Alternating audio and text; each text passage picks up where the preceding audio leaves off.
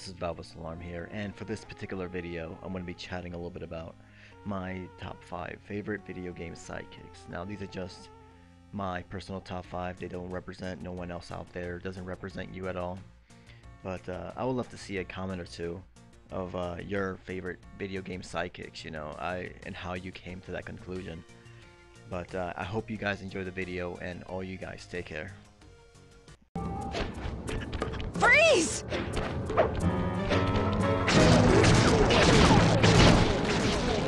Oh geez! Wait up, Sly! Shake a leg, Murray. It's time to go. You can't run forever! This wasn't part of the plan! Yeah, well, this is where things get fun. I love Bentley and Murray in Sly Cooper just because it's an operation throughout the whole entire Sly series. Always been sort of an operation of these three coming together to, meet a goal, where some video game characters have one who kind of helps out once in a while, but with the Sly series is Bentley, Murray, and Sly. I mean, even though Sly is obviously the main character and the star of the game, Sly Cooper, a lot of that game cannot work without Bentley and Murray, because a lot of it's sort of like Ocean 11, where Bentley's a scientist guy, so you have to find a way to hack certain things like computers and stuff like that. Where Murray is the muscle, the fist of the team, where he goes out and basically bashes everyone's brains out and opens doors and stuff like that. So it's very cool how, even though Sly is the main character, I felt that all three, Bentley and Murray, all three characters really had like their spot in the light. I love playing all three of those characters and how the missions sort of relate to one another, and how Bentley has to do sort of this one mission where he has to, hack a computer in order to bring down an elevator so Sly can go up, and Bentley has to knock out the guards, and it's a team that really you have a lot of fun playing with, and I personally love hearing and playing every single one of these characters in Sly, and I cannot wait for Sly 4. Just give it to me. I cannot wait.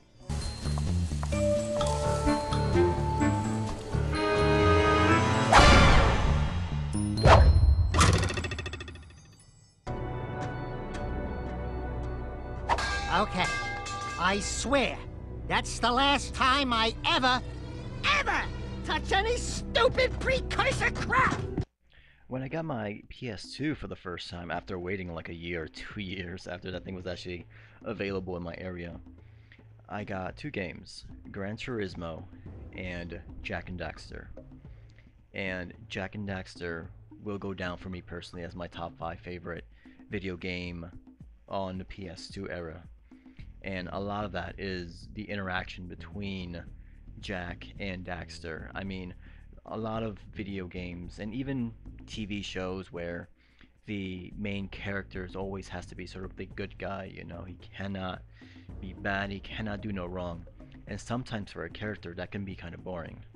So you need a sidekick, someone with a smart mouth, to really sort of make it entertaining, because if you took out Daxter away from Jak and it was just Jak the video game, it would still be a good video game, but it wouldn't be as, entertaining. I mean, you need some sort of smart aleck, some guy who always has to talk about crap and all this stuff, near a guy who always has to do the right thing and usually doesn't talk very much.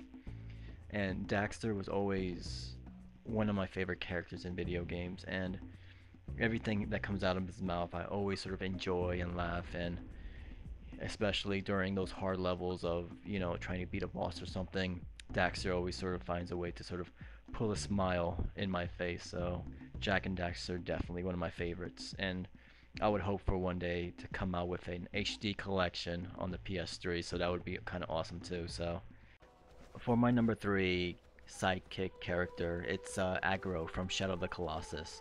And he's definitely one of my favorites, just because at the beginning of the game you don't really think too much about this horse. It's really just, just more of a transportation to get you to one, Colossus to another. So at the beginning of the game you really don't think too much of it, And then when you start fighting these bosses one by one, and how much aggro really brings into that battle to sort of help you out. And a lot of these Colossus you really cannot beat until you use aggro himself. So little by little throughout the game you really get this sort of bond with aggro, and it really towards the end of the game where I saw aggro fall from the bridge when it started breaking down, I felt horrible. I felt bad, you know. It was like, oh my god, my buddy just fell off the bridge, you know. And I was really bummed out when I first played that game and saw that scenario.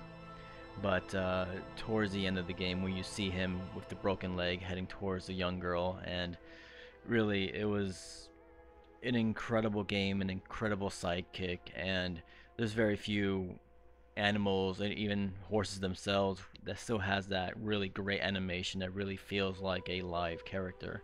So definitely Aggro is definitely one of my favorite sidekicks out there. Lavish from Legend of Dragoon is a character that I always really loved, mainly because of the interaction between him and Dart in the first disc out of 4 in Legend of Dragoon. And it was just, you know, Lavish was a sort of upholding soldier that would do anything for the king and for the kingdom, and he was always sort of like a gentleman and just a top-notch guy. And really it was just like a brother interaction with him and Dart, the main character, where, you know, you guys fight monsters together, and you know, it was really like, you know, I got your back, you got my back. You know, we're going into this cave, and Lavish almost falls into a, you know, a deep pit, but Darts gets him and pulls him back up. So it was really like, I got your back, you got mine. And slowly throughout the game, you really started to care about both of these characters, mainly Lavish. And towards the end of the disc, I think it was the first disc, is when Lavish gets killed by Lloyd. And when he got killed by Lloyd, that really got me. You know, I was really sort of bummed out about him being killed off in the first disc out of 4 CDs. And still, Lavish is one of my favorite video game characters out there. Still haven't forgotten about him, and I probably never will. Hal Emmerich, aka Otakon, is one of my favorite video game sidekicks, and a lot of that is through the struggle you sort of see him go through. Even as crazy as the struggle Solid Snakes goes through the series, I feel that a lot of times Otakon goes through equally the same amount, with him losing Sniper Wolf in Metal Gear Solid 1, and then losing his sister in Metal Gear Solid 2. And yeah, you see him sort of grow and become stronger through the series, and as tough as Snake is, it's really Otakon that pushes him forward. You know, it was kind of like the Lord of the Rings with the two, you know, Frodo and the other character, you know, one really can't do it without the other until they head towards that mountain. And really, Solid Snake and Otakon is sort of that same example of, you know, Otakon is going almost through equally the amount of same pain and still pushes on to help Snake to that main goal of stopping Ocelot or Liquid or whoever boss he's trying to fight. And I mean, even with him losing his sister in part 2, that was really tough to watch.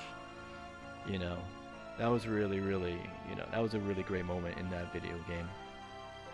And even in Metal Gear Solid 4, where Otakon has a moment to talk about, you know, Shadow Moses and how he met Sniper Wolf and that sort of relationship and stuff, is really a cool thing to sort of see and always remember. So Otakon, definitely one of my favorite sidekicks. So